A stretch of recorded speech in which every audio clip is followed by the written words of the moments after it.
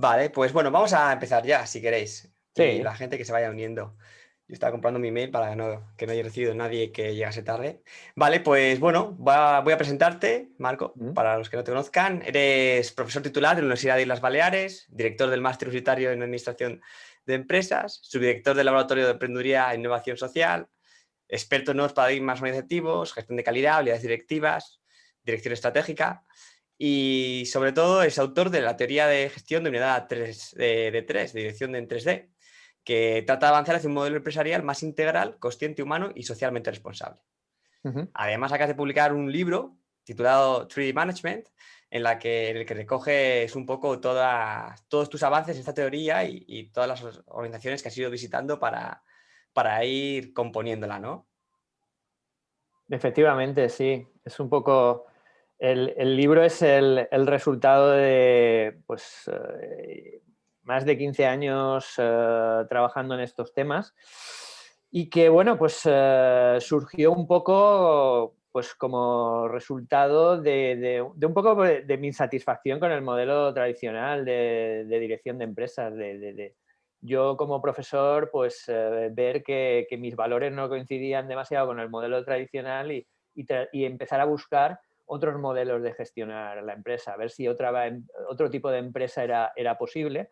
Y entonces, allá por el 2004, saqué un primer libro en español que pues, fue muy pionero en su momento, quizá adelantado a su tiempo, podríamos decir, en el sentido de que todavía había pocas experiencias en este sentido, y fue un poco más, sobre todo un poco mi visión personal de cómo se deberían gestionar las empresas, por supuesto, teniendo en cuenta otras referencias y otros modelos y otras cosas que ya se estaban haciendo que a mí me hacían sospechar un poco de que esto era posible, ¿no? Pero bueno, después, con el paso del tiempo, afortunadamente, lo que a mí me parecía algo pues para cuatro iluminados que compartieran un poco mi visión del mundo, pues creo que está haciéndose cada vez más grande, se está generalizando y este libro que acabo de sacar pues ya expresa que para mí debería ser el modo futuro de dirigir organizaciones, porque hay cada vez más empresas que se están subiendo al carro y porque yo creo que es hacia donde nos está, Ujú. digamos, empujando la dirección de la evolución, y si no nos cargamos el planeta antes, pues yo creo que es la única alternativa posible, ¿no? El tratar de que pues, la gente sea feliz en trabajando, tratar de crear condiciones adecuadas y un modelo de empresa más consciente y más sostenible, etcétera, etcétera, ¿no? Entonces, en el libro recojo un poco pues, toda mi experiencia de acuerdo a este modelo, que es un modelo basado fundamentalmente en la teoría integral de Ken Wilber. Ujú. No sé quiénes de vosotros estáis familiarizados con esta teoría integral, pero bueno, Ken Wilber pues creó este modelo de teoría integral, y Ken Wilber se puede decir que es uno de los filósofos más importantes de nuestro tiempo, quizá el más importante en la actualidad. Y él diseñó esta teoría integral con la intención de analizar la realidad desde el mayor número de perspectivas posibles, que ante un mundo cada vez más cambiante, más ambiguo, más complejo, etcétera, etcétera, yo creo que es la única alternativa lógica que nos queda, ¿no? Tener una visión integral de las cosas, ¿no?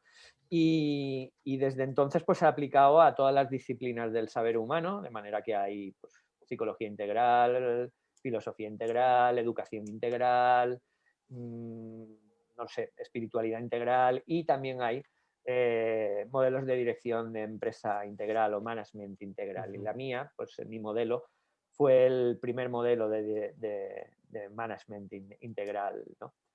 que, Ujú. se, que Que se es muy desarrolló. parecido, al final, tiene bastantes puntos parecidos o alineados con la teoría de Frederic Laloux, ¿no? De reinventando las organizaciones. Efectivamente, sí, porque Frédéric Laloux lo que hace es inspirarse en la teoría integral y en concreto en una de las herramientas básicas de la teoría integral, que es la dinámica espiral, que lo que hace es concebir la sociedad y las personas como un modelo evolutivo que van evolucionando hacia niveles cada vez más altos de conciencia, de manera que él lo que hizo fue clasificar las organizaciones en función de su grado de evolución de conciencia. Eso es una de las aplicaciones posibles, es una de las herramientas básicas de la teoría integral y él lo aplica impecablemente. Y yo, pues, evidentemente mantengo un poco esa visión, pero luego aplico otras de las herramientas de la teoría integral. Por eso te decía que mi teoría es la primera, digamos, teoría integral totalmente, integralmente construida, ¿no? Mientras que la suya, que ya te digo, no es por menospreciarlo, al contrario, me parece uno de los libros más importantes de los últimos tiempos, el de Laloux, y probablemente de la historia del management, en el futuro lo será. Pero él coge una herramienta en concreto, ¿no? Entonces yo lo que hago es integrar todo el pensamiento de la teoría integral y básicamente pues mi teoría se llama D3D, dirección tridimensional en español, 3D Management en inglés, porque lo que hago es analizar cuáles son los componentes fundamentales que tiene que tener una gestión consciente al final y una gestión integral, ¿no? Y el modelo tradicional de dirección de empresas es un modelo que es monodimensional, ¿no? En el que todo está subordinado a un solo objetivo, que es la maximización del beneficio, ¿no? O la maximización del valor, en el caso de que tú seas una empresa que no tenga ánimo de lucro, ¿no? Se trata de minimizar costes, con lo cual al final el componente tecnoeconómico es lo más importante en la organización, ¿no? Y si tú haces un análisis de todos los modelos integrales y de la teoría integral, eso no es integral, ni mucho menos, ¿no? Sino que cualquier análisis integral te lleva a que tienes que combinar por lo menos 3 o 4 dimensiones. Si tú analizas a todos los pensadores integrales a lo largo de la historia de la humanidad, Platón, Aristóteles, Kant, el budismo, no sé, todos los modelos que trataban de crear un modelo de la realidad completo, al final tenían 3 dimensiones más o menos y una cuarta en algunos casos que era la dimensión integral. Y yo lo que he hecho es aplicarlo al management, ¿no? Y a mí me salen también pues esas 3 dimensiones, que es lo que se conoce en la historia de la filosofía como las Big Three, las 3 grandes dimensiones, que en el caso de las empresas yo las llamo ciencia, arte y ética, ¿vale? La dimensión científica es la tradicional, que se ha convertido en la hegemónica, en el modelo tradicional, que es la de maximización del beneficio, que es la de maximización del valor a través de productividad, de calidad, de una buena gestión financiera, etcétera, etcétera, que esa es solamente una de las dimensiones. Y que para mí es la dimensión, yo la llamo la dimensión del presente, porque si no haces bien eso, al final tienes que cerrar el chiringuito, ¿no? Tienes que cerrar el negocio, porque si no estás haciendo las cosas con calidad, satisfaciendo a tus clientes, no estás siendo eficiente en la manera de hacer las cosas y no llevas una buena gestión económico-financiera, pues al final tu empresa no va a funcionar, ¿no? Pero luego hay otras 2 dimensiones igualmente importantes y que no hay que marginar ni subordinar como hace el modelo tradicional, sino que hay que darle la misma cancha. La segunda dimensión es la dimensión artística, que es la dimensión del desarrollo de la organización, tiene como objetivo, por tanto, ese desarrollo de la organización, de las personas dentro de la organización y de los productos y servicios de la organización. Por tanto, es una dimensión que tiene valores como la creatividad, como la innovación, como la pasión, por qué tenemos que ir a trabajar con cara de estreñidos, como pues, el aprendizaje, y es la dimensión para mí del futuro. Si no tienes en cuenta esta dimensión, los otros te van a pasar y te van a adelantar y al final vas a desaparecer también, porque no estás pensando en tu futuro, no estás innovando, no estás actualizándote, no estás desarrollando a las personas dentro de la organización. Y luego hay una tercera dimensión, que es la dimensión ética, que es la dimensión moral de la organización, ¿no? Que pues, con valores como la responsabilidad social, como la sostenibilidad, como la transparencia, como la confianza, etcétera, etcétera, y que lo que tiene como objetivo fundamental es la contribución al bien común. Con lo cual, cada una de estas dimensiones tiene sus propias reglas de juego, sus propios valores, sus propios objetivos, y hay que combinarlas y equilibrarlas lo mejor posible, y para eso hace falta una cuarta dimensión, que es la que yo llamo la dimensión integral o la dimensión espiritual, que es la que, digamos, que se basa en la creación de propósito para la organización, tener un propósito claramente definido dentro de la organización, que hace que todo el mundo pues, reme en Claro, la y al final misma dirección. es la que une todas, ¿no? Las otras tres. Efectivamente, es la que las integra y que la que las armoniza. Ujú, Y también la creación de comunidad sería la siguiente subdimensión. ujú, Creación de propósito, tener un propósito claramente definido, un propósito superior y también una creación de comunidad. De manera que una organización sería un conjunto de personas que trabajan en función de un objetivo común, ¿no? ujú. Muy bien. Y bajando un poco a la tierra, ¿no? Que Sí, hoy veníamos a hablar del caso de Cine Ciudad, ¿no? Que es una iniciativa en la cual de la cual eres parte y en la cual has ido aportando, ¿no? Toda tu sabiduría en la autogestión y en este modelo, ¿no? Entonces, ¿podrías contarnos un poquitillo qué es Cine Ciudad? bueno, Cineciutat, para empezar, yo la definiría como un milagro, ¿no?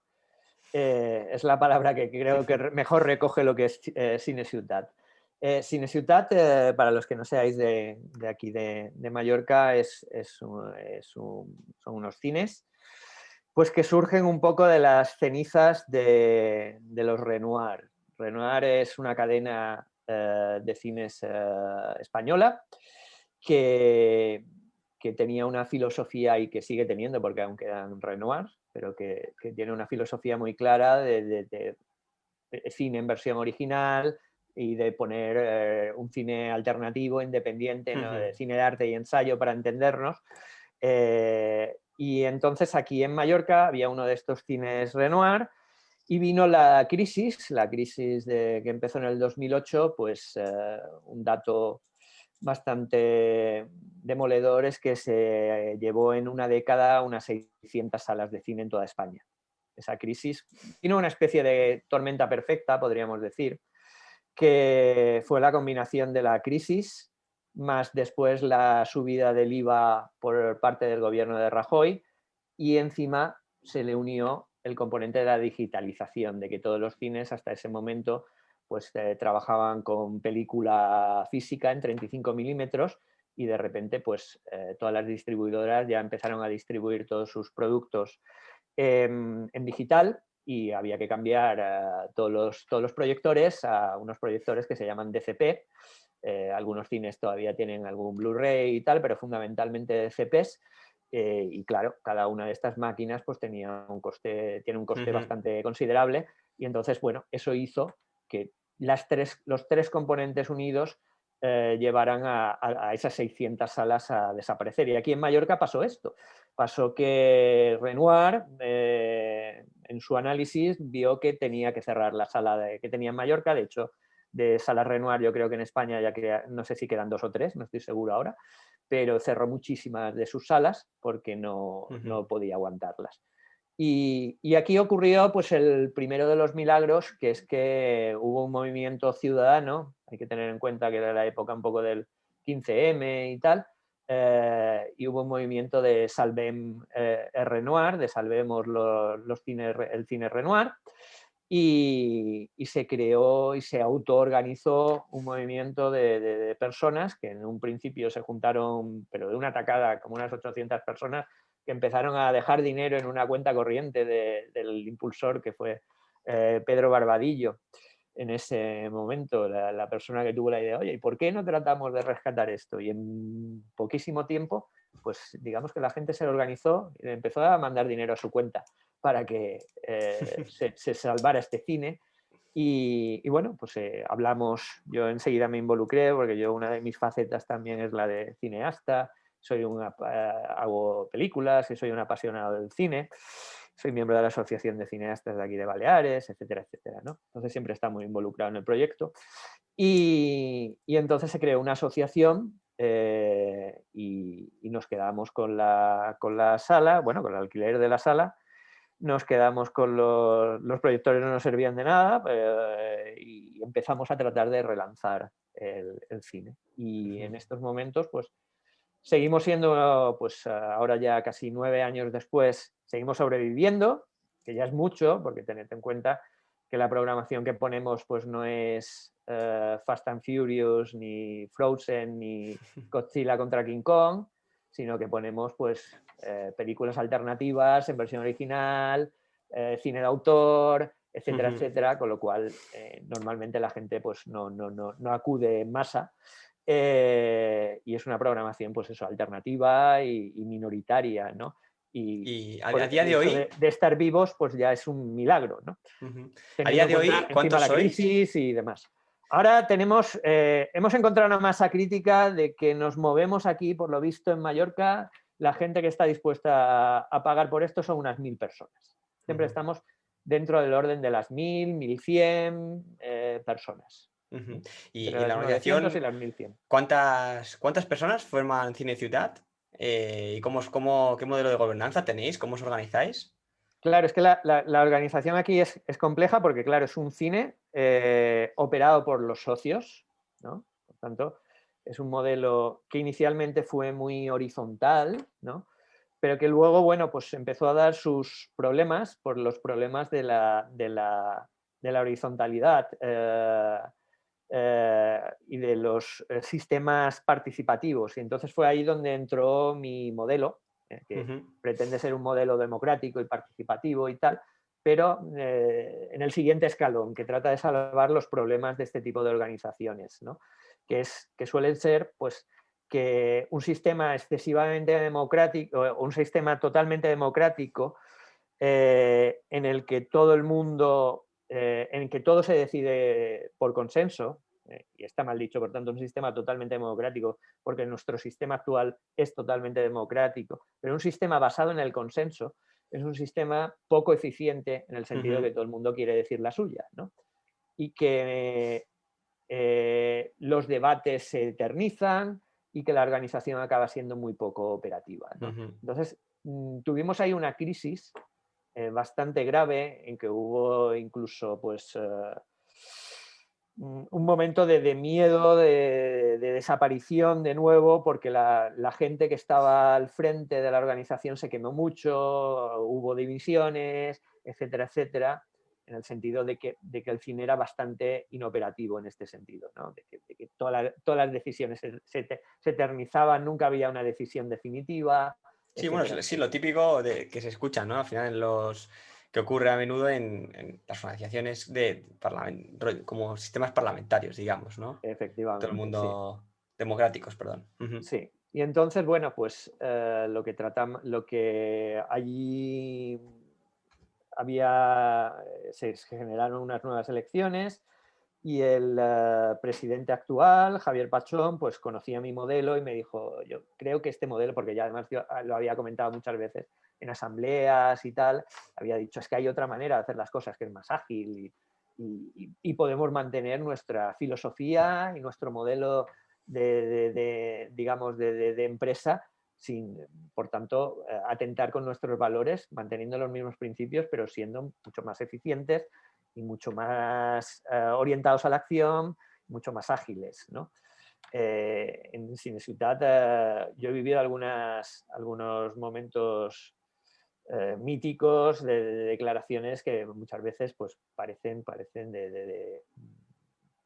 alucinantes, ¿no? He oído gente diciendo, vamos a votar si votamos, por ejemplo.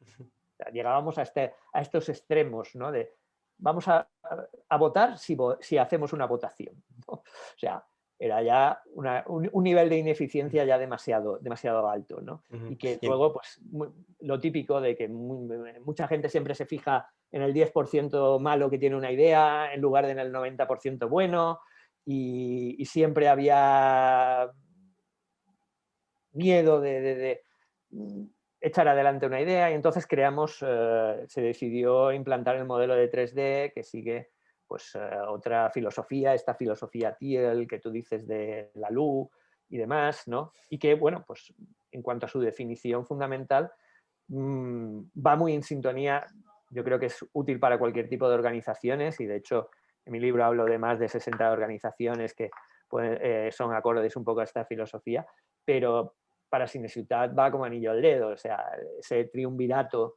de ciencia, arte y ética, pues evidentemente nosotros necesitamos el sobrevivir y necesitamos ser eficientes y necesitamos hacer dinero, porque si no tenemos que cerrar. Y los costes nos comen, pero luego también tenemos que encontrar ese equilibrio entre tener una programación atractiva, pero a la vez que sea alternativa, que sea otro tipo de cine y que sea artística y que atraiga a otro tipo de público y que tenga otros valores, ¿no? Y otra visión. Y por supuesto, pues el componente ético siempre ha sido para Cineciutat fundamental, en el sentido de que somos el primer cine en toda España que opera 100% con energías renovables. Siempre hemos estado muy comprometidos con la sociedad, etcétera, etcétera. Entonces el componente ético para nosotros es básico. Entonces la filosofía se iba muy en sintonía con del modelo, pero sobre todo lo que importaba era crear un modelo que fuera mucho más ágil, que fuera mucho más eficiente, manteniendo esa filosofía de participación y de que fuera un poco de todos los socios pudieran estar ahí involucrados. Entonces, así un poco para dar un poco de perspectiva, un poco más real, ¿cómo es la toma de decisiones ahora? ¿Cómo os organizáis? Sé que es como un modelo complejo, pero Sí. para que se pueda hacer una idea los asistentes. Somos una empresa 100% autogestionada, ¿no? En el que cada persona se autogestiona, pero cada persona es responsable de su cuota de trabajo y ahí es, digamos, el rey o la reina. Eso quiere decir que tiene todo el poder para tomar decisiones dentro de su ámbito, pero luego, claro, existe una jerarquía. El problema con el modelo jerárquico tradicional es que tiene jerarquías de dominio, ¿no? En el que hay una persona que es impuesta ahí jerárquicamente y que toma las decisiones sobre todos los demás y que tiene una jerarquía de dominio, ¿no? De poder sobre todos los demás. Mientras que en el caso de nuestro modelo, la jerarquía es más orgánica, ¿no? En el sentido de que hay una jerarquía que viene determinado por tú eres responsable, tienes todo el poder dentro de tu ámbito y toda la autonomía y toda la capacidad de toma de decisiones, pero siempre tienes que estar jerarquizado a estar dentro de lo que llamamos nosotros círculos, para entendernos sería una especie de departamento, y entonces los objetivos tú no puedes ir en contra de los objetivos de tu departamento. Y a la vez el círculo no puede ir en contra de los objetivos de la organización, del propósito de la organización, con lo cual hay una jerarquía ahí que hace que la gente pues, no pueda hacer lo que le dé la gana, ¿no?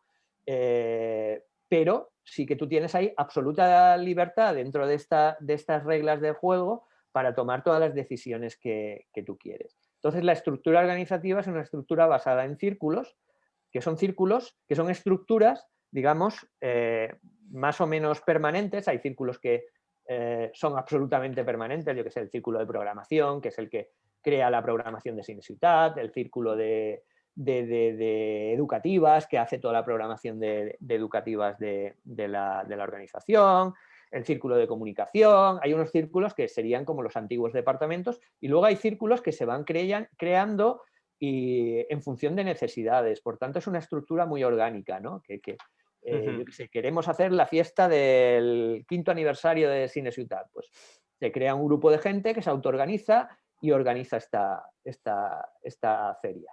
O vamos a crear un ciclo sobre tal tipo de cine. Vamos a hacer un ciclo de Tarkovsky, ¿no? Pues creamos un círculo que, digamos, monte ese ciclo y luego, una vez que se ha montado el ciclo, desaparece. Eso permite, pues, entrada y salida de gente y que la gente pues, pueda aportar al proyecto sin tener ahí una relación muy a largo plazo, porque nosotros tenemos distintos tipos de personas en Cineciutat. Tenemos los trabajadores, que tenemos ahí gente que está trabajando full time, pero luego también tenemos muchos socios que lo único que hacen es aportar a ir al cine y pagar su cuota anual, pero por otro lado, dentro de esos socios hay voluntarios y hay gente que está trabajando dentro de la organización de una manera totalmente altruista.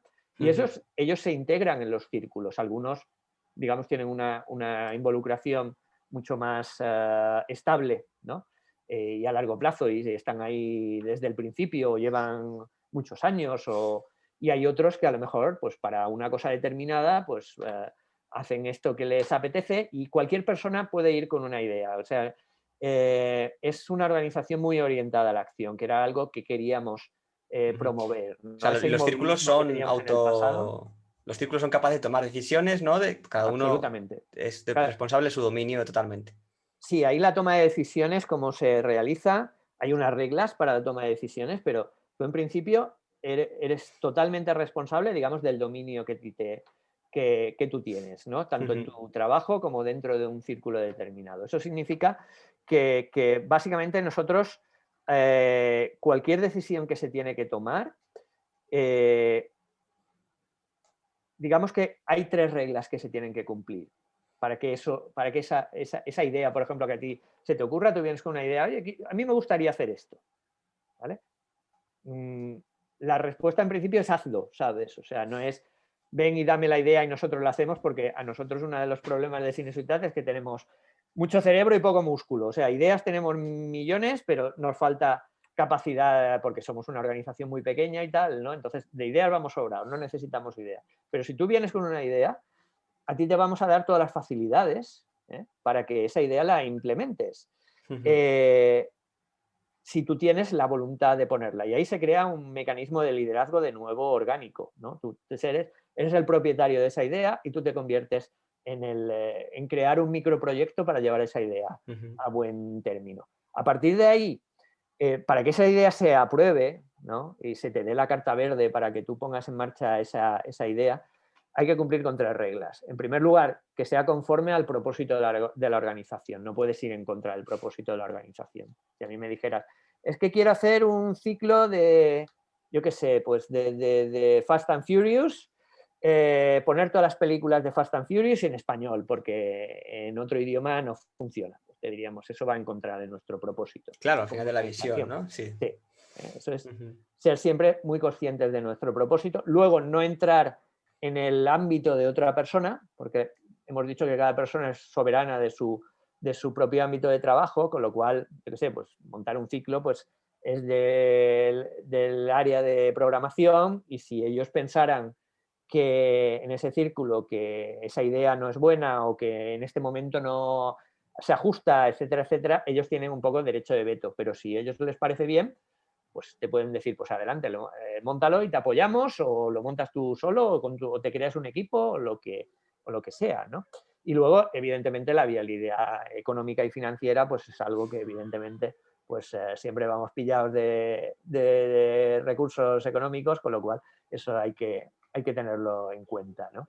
Entonces esa sería un poco la estructura, una estructura muy orgánica, basada en círculos que se van creando, algunos están ahí más o menos permanentemente, y que son autoorganizados y que son autogestionados. Vale. Sí, Victoria nos preguntaba antes si tenéis responsabilidades repartidas y o compartidas. Bueno, como he comentado, cada persona tiene unos dominios. Por ejemplo, yo qué sé, pues una persona que está en taquilla, pues tiene unas obligaciones, ¿vale? Y tiene unas responsabilidades que cumplir. Y son, digamos, exclusivas de lo que se llama el rol de taquilla. Nosotros le llamamos roles, sería el puesto de trabajo de taquilla, ¿no? Y que son compartidas con otras personas que ejercen su labor dentro de taquilla, ¿no? Luego, a nivel de los grupos, esas responsabilidades, de los círculos, esas responsabilidades son compartidas. Ahí es una toma de decisiones compartida. Dentro de un círculo no hay nadie que tenga más poder que los demás, no hay un jefe, digamos, ¿no? Habrá un líder a lo mejor del círculo, o habrá un líder de un proyecto, una líder, pero esa persona es líder porque es la que ha tenido la idea, porque es la que más sabe de ese tema concreto, con lo cual hay un liderazgo por parte de los otros de que reconocen su su mayor conocimiento sobre un tema determinado. O hay un liderazgo de voluntad, soy la que tiene más ganas de hacer esto, ¿no? Entonces, ahí sí que puede haber un cierto liderazgo, pero no hay una jerarquía. Tu palabra no vale más que la de los otros, o tu opinión no vale más que la de los otros. Ahí es una estructura absolutamente democrática, ¿no? Sí, esto justo... Incluso la gente que estamos en la Junta, yo soy miembro de la Junta, y la Junta simplemente lo que tiene es un propósito muy determinado de, digamos, velar por, o de toma de decisiones estratégicas, ¿no? Pero nosotros no le podemos decir a nadie de otro círculo o a otra persona qué es lo que tiene que hacer. Y muchas veces han tomado decisiones que han ido en contra de la Junta y ya está, ¿sabes? No hay más. O en contra de lo que yo pienso como vicepresidente o de lo que pensaba el vicepresidente, y no hay más que decir, ¿no? Porque eso no te compete a ti, ¿no? Tú no tienes el poder de veto sobre nada porque no eres más que nadie, simplemente tú estás haciendo tus funciones, ¿no? Vale, justo esto que comentabas del liderazgo está muy relacionado con la pregunta que hacía Fede, que decía que entiende que cada círculo tiene un líder responsable y que cómo se elige a esos responsables, ¿no? Y es un poco lo que comentas de que es un liderazgo orgánico, ¿no? Que nace un poco... Pero los círculos que son más estables no tienen líderes porque al final se autogestionan totalmente o... No, sí, porque para el funcionamiento del círculo siempre hace falta... hay una serie de posiciones digamos, preestablecidas. Hay, digamos, el líder del círculo, luego hay el secretario o la secretaria, y luego hay el facilitador o facilitadora del círculo. Porque hay una estructura de reuniones muy determinadas que pretende ser muy operativa. Hay reuniones tácticas, hay reuniones estratégicas. Las reuniones tácticas siguen un protocolo muy determinado para evitar entrar en la reunionitis esta en que nos pasamos horas en reuniones y son súper eficientes, ¿no? Sí, una estructura sociocrática y holocrática, y para los que lo conozcáis y lo hayáis utilizado, a mí me cambió la vida desde que he operado con criterios holocráticos y sociocráticos, ¿no? Son súper eficientes, súper ágiles las reuniones. Y entonces hacen falta digamos, puestos, digamos, o estos roles predefinidos, ¿no?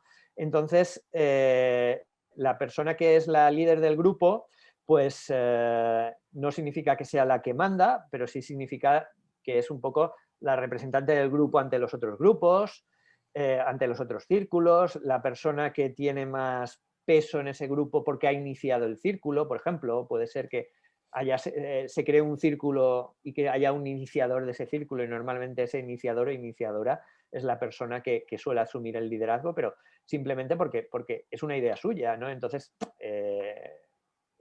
yo creo que es de ley reconocer ese impulso inicial, o es la persona que más sabe del tema, es decir, y luego el liderazgo en esos círculos ya más estables, tenemos hasta el momento, aparte de que hemos tenido muchos cambios a nivel de personas dentro de la organización y tal, pero sí que tenemos la idea de que sean rotativos, ¿no? De que no sean siempre. Y luego siempre hay esa discrepancia entre el líder y facilitador. El facilitador, la facilitadora es la que gestiona las reuniones, ¿no? Entonces, esa persona lidera la reunión, ¿no? Y es la que da la voz, y es la que trata de que las reglas se cumplan, etcétera, etcétera, ¿no? Con lo cual no es ahí el gran jefe que está tomando, que está, digamos, manipulando la reunión en ese sentido, ¿no? Vale, vale. Interesante. Bueno, nos hemos comido ya el tiempo. No sé si queréis hacer alguna pregunta. La verdad es que se nos han quedado unos cuantos temas en el tintero, pero claro, es que Es es largo, complicado. en tan breve espacio de tiempo. Claro, hay un tema del orgánico que es el modelo, hay una cosa que no hemos comentado, pero es que allí no hay un puesto, la definición de puesto de trabajo tradicional que está grabado en piedra y tal, y tú eres contable y te dedicas a contabilidad y no puedes salir de ahí. En este tipo de organizaciones, en Cinecittà en concreto, no se aplica en absoluto. Tratamos de que la gente, pues siempre que tenga capacidad, ¿no? Realice aquello que más le puede llenar, ¿no? Entonces tú tienes tus responsabilidades con respecto dentro de tu puesto dentro de tu rol determinante, ¿no? Pues yo qué sé, taquilla, pues tienes que cumplir con unas obligaciones de taquilla, ¿no? Y tienes que hacer los informes y tienes que estar allí atendiendo al público, tienes unas obligaciones y tienes unas responsabilidades, eso no te lo puedes saltar. Pero si luego a ti te gusta el tema de redes sociales, si quieres llevar yo qué sé, pues el Facebook y el Twitter y el Instagram de Cineciutat y te presentas como voluntario o voluntaria para llevarlo, pues se te asigna, ¿sabes? O sea, es un poco esa mutabilidad, ¿no? Y esa libertad de que la gente pueda hacer lo que quiera y donde ella crea que puede aportar más, pues se le da mucha capacidad para que ella se monte su puesto de trabajo. Yo creo que esa es otra de las características diferenciales con respecto a otro tipo de organizaciones, que una persona que está en contabilidad nunca podría hacer cosas de marketing, porque es otro departamento y eso es imposible, ¿no? En cambio No, eso aquí es somos genial, muy... claro. Al final es un poco, ¿no? Más que posiciones hay roles, ¿no? Y los roles se van cambiando y ya Efectivamente. está. Genial. Vale, pues no sé si queréis dejarlo ya o si queréis seguir charlando con Marco, los que queráis, podemos quedarnos o si tenéis alguna otra duda, disparad. Fede dice que sigamos. Sí, sí, podemos ir un ratito más por mí. Hasta las 7 tengo tiempo. Vale, pues por mí encantado. ¿Qué más Genial. queréis Pues saber?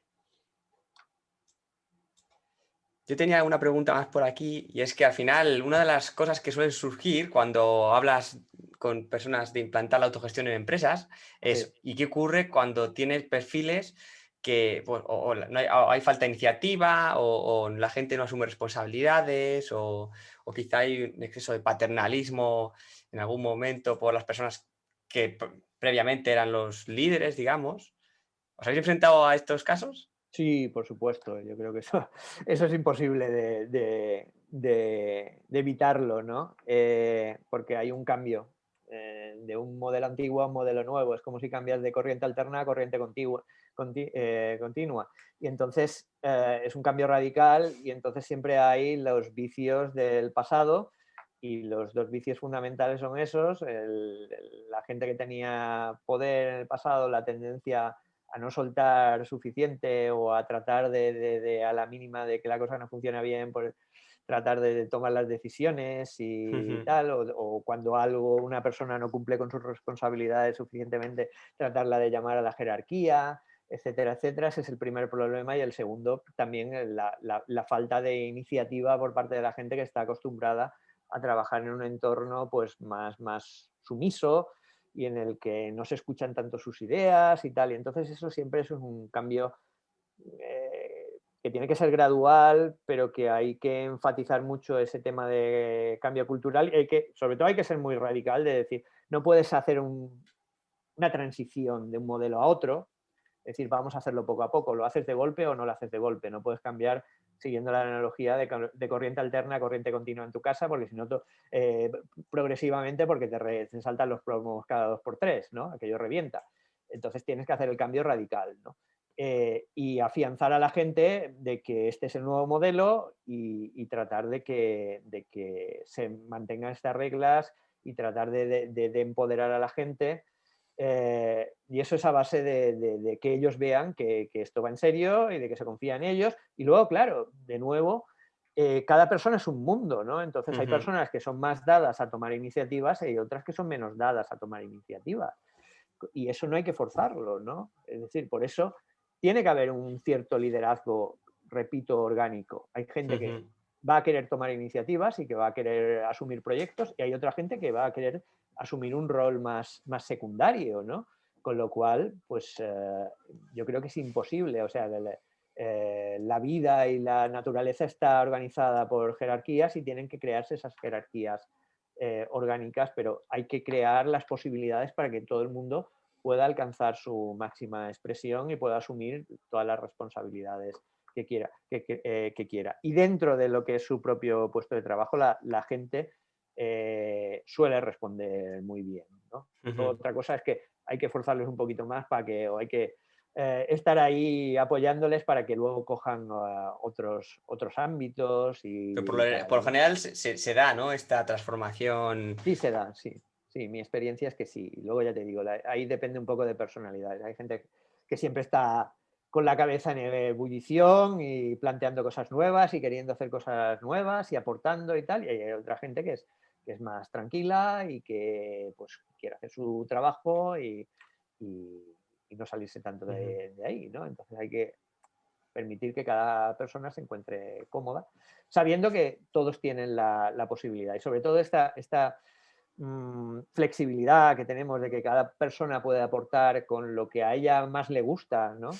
Esa posibilidad de crecer en los aspectos que a ti más te gustan, pues es muy motivador, ¿no? Entonces yo creo que es el gran elemento transformador, ¿no? Yo qué sé, pues, que el proyeccionista pueda hacer tráiler, ¿sabes? Porque él ha estudiado cine y tal, pues oye, Y pues le esto gusta, es sí, claro, una claro. posibilidad de que él a lo mejor en su casa está haciendo estas cosas solo, ¿no? Con lo cual, si lo puede hacer para la empresa, pues él encantado, ¿no? Entonces, este tipo de cosas yo creo que son muy enriquecedoras para todos. Sí. A ver, Fede, creo que ha levantado la mano. Eh, sí, quería hacer una preguntita.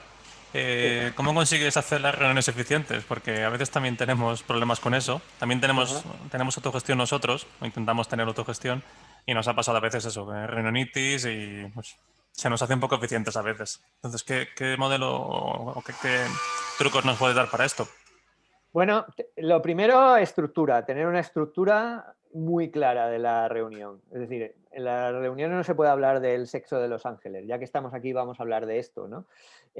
Muchas veces lo que pasa con las reuniones es que las reuniones se van yendo por la tangente y acaban derivando, ¿no? Entonces, fundamental la figura del facilitador, ¿no? Que vaya muy al grano y que a la gente la vaya cortando de manera absolutamente tajante si te desvías y luego tener una estructura de reunión muy clara, ¿no? Por ejemplo, nosotros todas las reuniones las empezamos con un check-in, luego vamos haciendo revisión de las reuniones operativas, digamos, de semanales, ¿no? de cada círculo. Pues, tiene una estructura, empiezas con un check-in, de ver cómo la gente está y tal, de 1 minuto, o sea, cada persona como puede hablar, yo qué sé, 30 segundos o 15 segundos y en 1 minuto ya se ha hecho, o 2 minutos ya se ha hecho todo el check-in.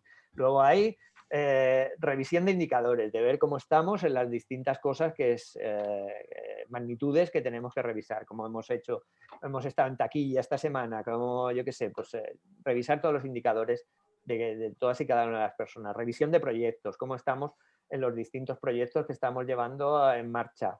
Entonces tienes una estructura muy clara de qué tenemos que tratar en cada momento y no te puedes desviar de eso, ¿no? Y luego siempre hay en el orden del día puntos que se pueden añadir, pero en las reuniones operativas se hablan de cosas operativas, no puedes hablar de cosas estratégicas. Es que tendríamos que contratar a otra persona. No, vamos a hacer una reunión específica para eso. Entonces, son reuniones que van muy al grano, que son muy cerradas en este sentido en qué se tiene que hablar y que evitan, para mí uno de los grandes problemas de las reuniones es la dispersión, ¿no? La dispersión de gente que se enrolla hasta el infinito y quiere oírse a sí mismo y cosas que van derivando y que se salen del tema que estamos discutiendo, ¿no? Entonces, nosotros utilizamos esa estructura de las reuniones de holocracia y nos van, la verdad, que muy, muy, muy bien, ¿no? Si quieres te puedo mandar formatos y tal. Y en mi libro también está súper explicado, pero te puedo mandar algunos formatos para que los tengas. Luego también lo que serían las reuniones son más entre lo que sería dentro del equipo de operativa o cada círculo tiene su propio calendario de reuniones y su propio acta del Sí, día autogestionado por ellos. ¿Cómo va el tema sí, en eso? sí, sí, Son sí. autogestionados. Cada círculo tiene sus propias reuniones, ¿vale? Y tienen esas reuniones operativas y esas reuniones estratégicas. Pero luego todos los círculos confluyen en un círculo, que le llamamos el círculo general, en el que hay un representante de cada uno de los círculos. Y ese sería el círculo, digamos, que gestiona la organización, que tiene la visión sistémica de la organización, ¿no? Y es un representante de cada uno de estos círculos que entra en el círculo general, ¿no?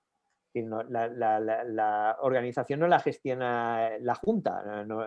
Nosotros llevamos, yo como miembro de la Junta, es el círculo estratégico en realidad, se llama junta por temas legales, ¿no? Pero es el círculo estratégico, ¿no? La organización se gestiona en el círculo general, ¿vale?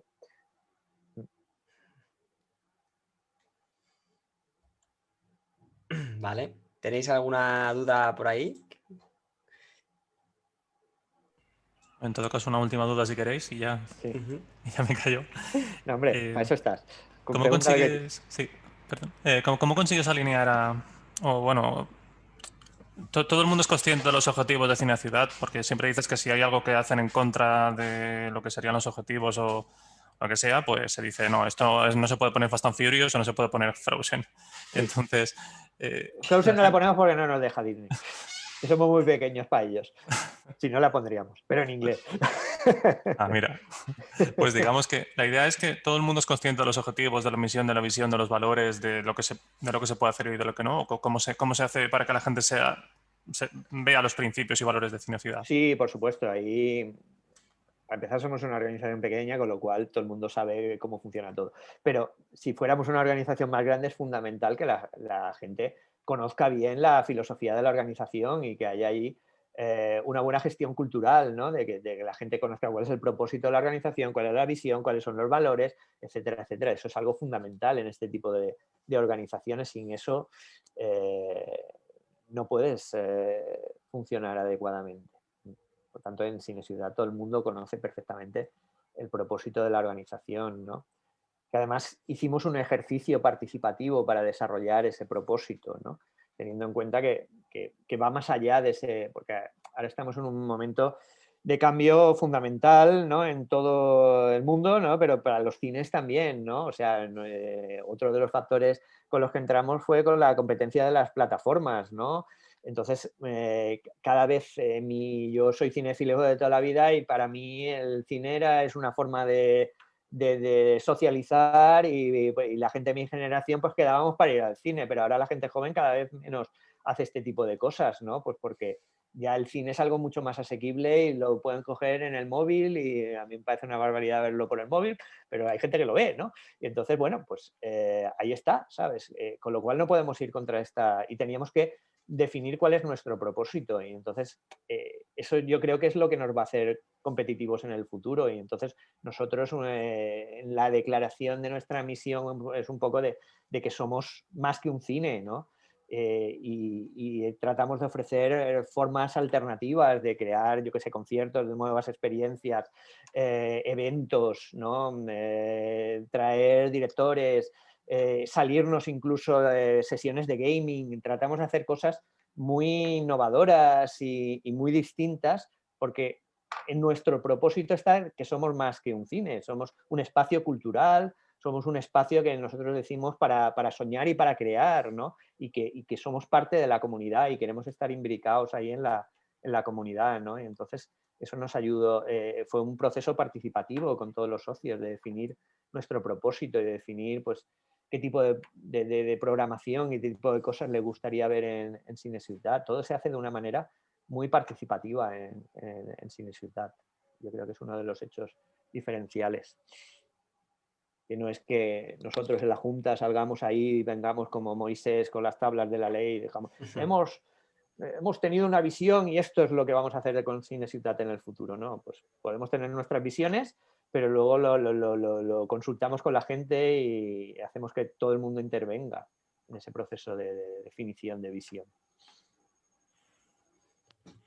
Yo si me lo permites, Sí. bueno, primero saludar a Marco Antonio, que fue profesor mío hace casi 20 años en la diplomatura de turismo. Él nos daba economía y organización de empresas. Y nada, es grato ver los trabajos que está haciendo y me quedo con ganas de comprar el libro y leérmelo. Yo ahora estoy trabajando como director de una ONG. Es Refugi, es una ONG que tiene una casa de acogida para gente sin hogar aquí en Palma. Y bueno, yo voy para el 4.º año como gerente y estamos haciendo eso, cambiando el modelo, ¿no? Que bueno, muchas veces es lo más complicado, ¿no? Porque tienes que hacer cambios internos, cambios de visiones internas de lo que uno es, para luego, bueno, potenciar qué es lo que quiere ser, etcétera. Bueno, no son cambios de modelos, ¿no? Sí. Entonces, nada, simplemente saludarle, me he quedado con 4 datos interesantes que a lo mejor podemos experimentar y aplicar aquí en el Refugi, y me quedo con ganas de comprar el libro y leerlo y bueno, saludarlo también. Pues te saludo yo también a ti, Tony. Encantado de verte y después de todos estos años y espero que te sea útil y cualquier cosa que necesites, aquí estoy, porque estamos aquí a la vuelta de la esquina. Por lo cual, cualquier cosa que necesites en este proceso de cambio para tu organización, a tu disposición, que sois una organización muy importante y muy necesaria. Perfecto. Gracias, Marco Antonio. Gracias. Un abrazo. Bueno, aprovechar también para saludar que también fui alumno tuyo, o sea que imagínate, ya estamos aquí Fíjate. unos cuantos. Hace 5 o 6 años por ahí también. Ajá. Así que imagínate, pequeño es el mundo. Sí, sí. Muy bien, muy bien. Un placer, por tanto, que mis alumnos me estéis siguiendo. Qué bueno. Bueno, pues si os parece vamos a ir cerrando ya. Sí. Y muchísimas gracias a todos los que habéis asistido y por supuesto a ti, Marco. La verdad es que ha sido una clase magistral y muy interesante. La verdad es que yo me quedo con ganas de vivirlo en mi piel, ¿no? Porque esto al final, para entenderlo bien hay que vivirlo. Hay que Sí, ser parte de esos círculos, hay que cambiarte de círculo, cambiar de responsabilidad y sentir ese poder, ¿no? por supuesto. Yo creo que una de las cosas más satisfactorias de la implantación del modelo es muchas veces la respuesta de la gente, ¿no? La respuesta entusiasta de muchas personas de decir, oye, pues qué suerte estar trabajando en una organización que me da estas posibilidades, en que puedo aportar todo de mí mismo, en el que no hay jerarquías formales, en el que... es decir, eso ya vale la pena en sí mismo, ¿no? Y es una respuesta muy habitual en ese tipo de organizaciones. Y en mi experiencia con Cinesuitat y con otras organizaciones con las que yo estoy en contacto, que les cambia la vida al personal, ¿no? De estar trabajando en ese tipo de estructura que al final facilita la humanización y la expresión de la persona y el desarrollo de la persona de otras estructuras que básicamente lo que coartan tu humanidad y te restringen, etcétera, etcétera, ¿no? Entonces, eso es muy bonito.